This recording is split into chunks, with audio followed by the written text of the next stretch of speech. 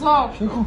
امي ده تاكل اندومي. لا والله العظيم. وين؟ الو لك انت وين؟ لك الحق شو صار بالبيت؟ امي ده تاكل اندومي. امي ده تاكل اندومي. هسه جاي انتظرني. مرحبا بكم أحبتي المشاهدين. ما حدث اليوم لن يحصل ولن يحدث كل يوم. أم عراقية تأكل الأندومي؟ تعالوا خلينا نشوف.